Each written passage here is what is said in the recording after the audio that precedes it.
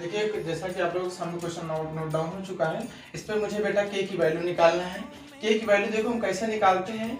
आपने इससे पहले फार्मूला पढ़ा था विविक्त कर का। तो बेटा देखो दिए गए समीकरण दिए गए समीकरण की तुलना तुलना बेटा ax square plus B X plus C is equal to 0 से करने पर, मतलब कंपेयर कराने इस इक्वेशन से इस इक्वेशन की कंपेयर कराएंगे बेटा।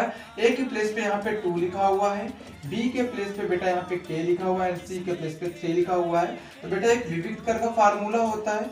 विविक्त कर क्या होता है? विविक्त कर सूत्र से क्या बनेगा बेटा? B square minus 4ac is equal to 0।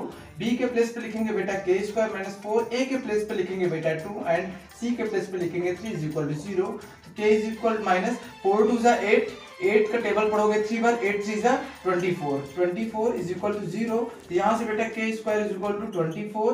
तो बेटा के स्क्वायर हटेगा, इधर लगेगा बेटा अंडर रूट। तो यहाँ से के इज इक्वल टू बन जाएगा, इसको लिखेंगे 8 इंटू 3, क्यों यही तो लिखेंगे बेटा।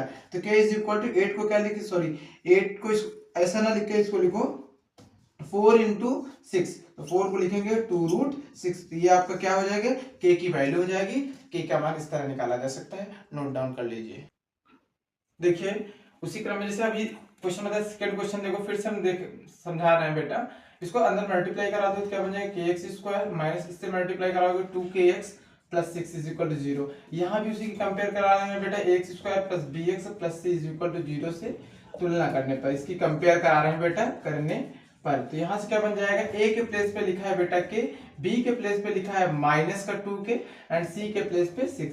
अगर बेटा माइनस सिंबल होगा तो सिंबल से दिखा जाएगा, formula B square minus 4ac से लगा देंगे बेटा।